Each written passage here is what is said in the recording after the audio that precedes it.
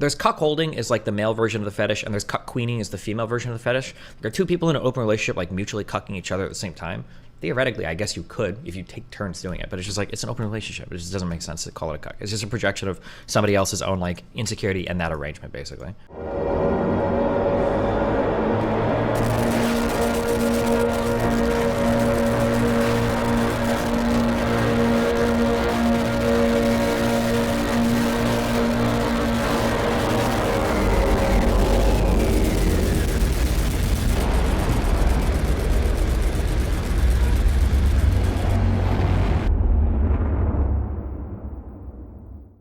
Now we're going to talk about ADHD.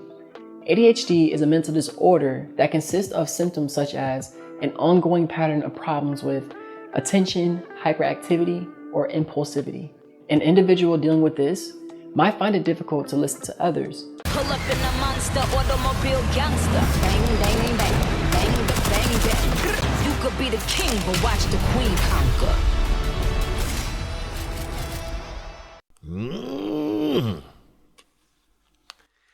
Oh, make you want to kick a fat kid at Kmart. You know what I'm saying? Praise God, baby. Do you understand me? Sir?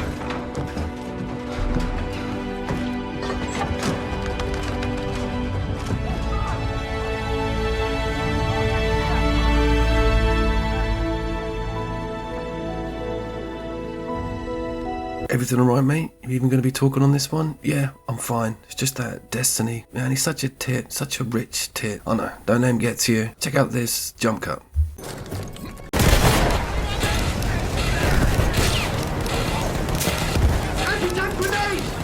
Battlefield doesn't really give us campaigns anymore. That's why I'm making a fuss about 5 and 1. We're going to look at the Battlefield 1 single player offline content. It's managed the same sort of system with 5, giving you access to like story pillars that you can voluntarily go at your own pace. I rarely do say this on my video game reviews, but I will make a big point of playing this with a decent pair of headphones on. The surround sound, the design of all of the audio is absolutely top tier.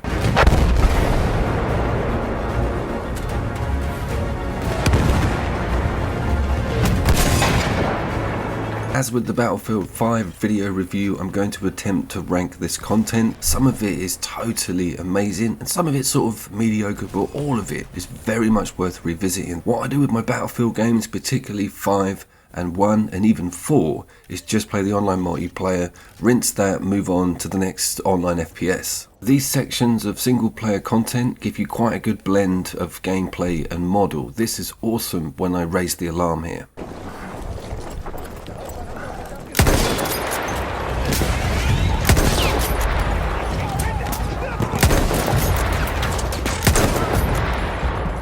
Unbelievably, this is older than Battlefield 5. We have the traversal mechanic in it, which totally took me by surprise, runs incredibly well. Yes, horses are in this game, and they were really crazy online multiplayer, but they're very well utilised in the single player content. I love those rats running across the street.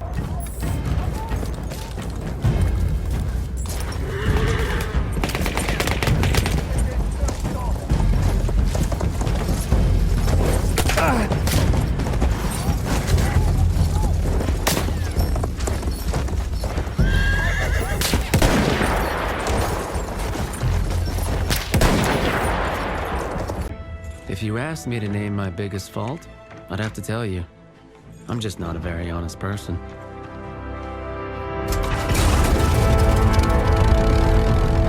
Let's talk about performance. We've got 1800p going on here and a dynamic resolution and peg 60 frames per second. So this is a very good looking Battlefield game and the second best up against the modern techniques they've used on the brand new game. Battlefield 5's resolution, even though it's pretty damn good, 2016's Battlefield 1 still looks like extremely crisp. Battlefield 5 was also very skimpy with good flying sections and the campaign material. This one just lets it go full force, and it's the start of the list for the campaign content, but I still very much enjoyed it. Good flying, though some of it wasn't exactly by the book.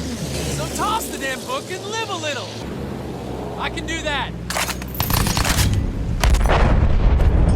What the? Just quickly on that Battlefield 5 and the flying thing, that's got like World War II planes in it, and I was genuinely devastated to not see enough dogfighting. This is full of it, and objectives on the ground.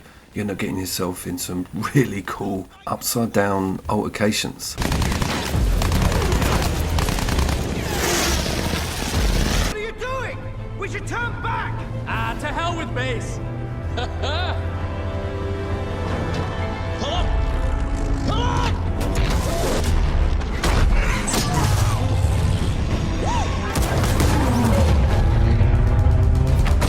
Take cover!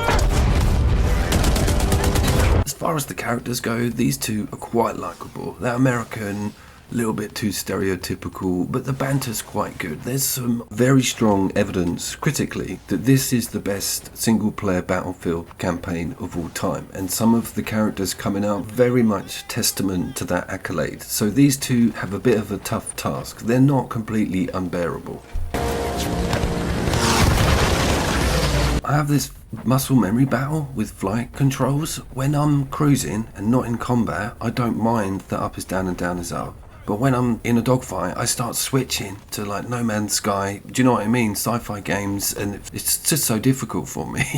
I'm constantly wrestling with wanting either control method on. I think if there was such thing as controls dyslexia, I am a damn good candidate. Hang on! Just on a bit of a morbid one here, this campaign does have some feet on the ground features, and you're actually in quite a well represented no man's land section. And if you've seen that 1917, you'll know how harrowing those opening scenes were. Really good film there, and I would recommend it as a little bit of prep if you're going into this campaign. So that was just my first choice of the 6 campaigns that are available to you in Battlefield 1, and this is called Friends in High Places. Bloody hell!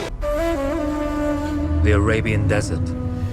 A vast ocean of drifting sands and scorched, sun-baked rocks. So my next choice is Nothing Is Written, which is set in the Arabian Desert, and you're fighting the evil Ottoman Empire. One of the cooler things I remember when doing the Battlefield 5 video was discovering sections of mission that are quite open world focused, giving you a set area, little objectives, kill a commando, nick a satchel, and things got really interesting, and they are just the same with this, even more so, because you've got the addition of that horse and sort of mini-map objectives.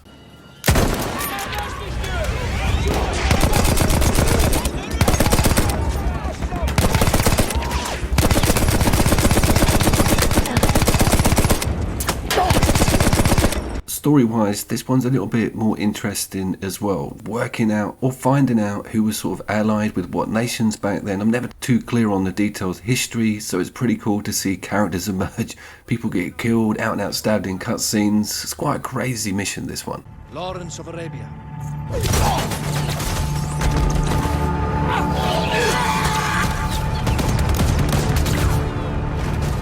But I think it's this horse-based combat, the cat and mouse, you're sort of playing with the vehicles and how much space you've got to work with. It's also at night quite a lot. The whole vibe is pretty free reign. Feels that you've got more than one thing to do in this area, and that breeds a little bit more longevity with smashing through this campaign. I suppose that's one thing I haven't actually mentioned. Some of these locations are lined up with the multiplayer maps, so you immediately like feel really familiar, and it's like I've been here thousands of times. They just adjust things slightly, so having something different to do and just not kill everyone is quite cool. I like the idea of using the stalk and sneak mechanics in this game. Of course, you've got that amazing destructive stuff, so when you do get clocked, there's no real place you can hide.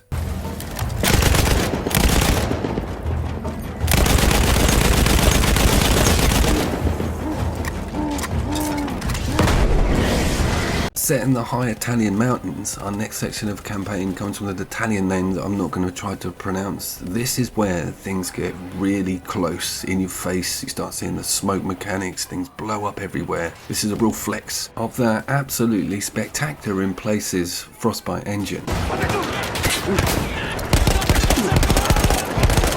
The Italian infantrymen did used to wear this like steel iron armor all over themselves, almost like some sort of Warhammer crossover.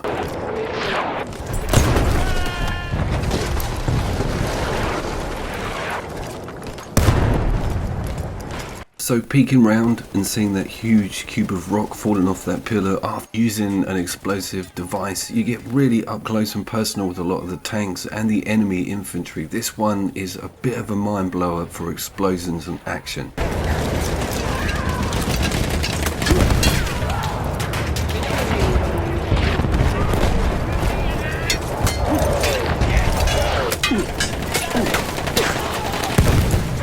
So this is the runner mission based off an Australian platoon, and you are sort of taking a beat, a little bit like the old school Medal of Honor, and as the name of the mission suggests, this is very much facing the dirt stuff.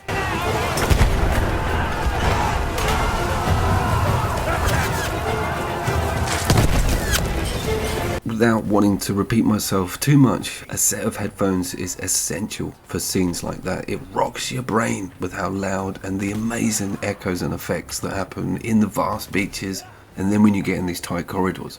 And again, back to the name of the mission, running and gunning is definitely the way forward with this, and yeah, you feel super comfortable, super quick.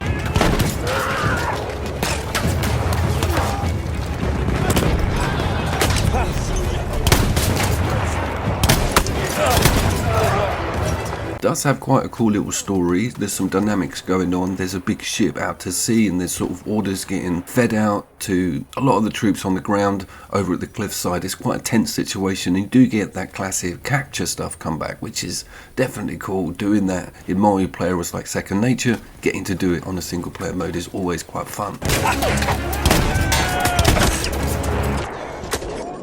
I'm always a big fan of the room-to-room stuff. I like seeing the destructibles on the walls and knowing that what you're hiding behind can disappear, or getting someone with ordnance when they're thinking they're safe. And it's cool. The campaign storyline sort of makes you flush enemies out because you've got to get these points taken. Back to that intimacy point, this is one of the more gritty sections of that campaign.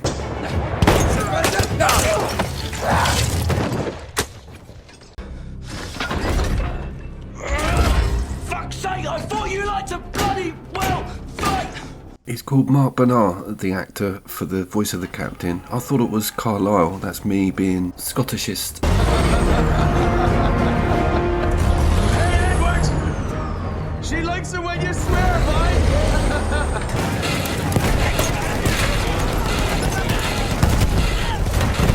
Let's talk about the appearance of tanks in this campaign, because they crop up right at the beginning. This is my favourite chunk of that content, but it's interesting that they were only introduced in the latter part of that war, and they are very primitive, but terrifying at the same time.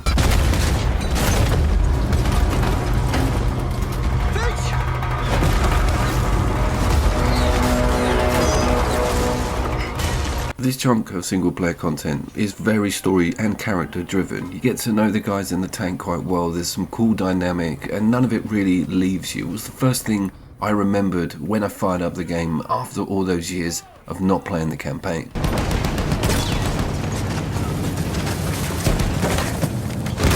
Gun crew is gone, good job!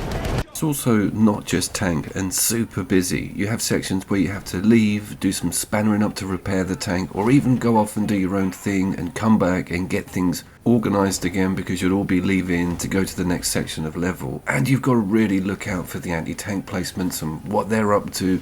And again, we do have objectives, taking over points, finding out where all the guys are scuttling into. The destruction mechanics are just through the roof on this level.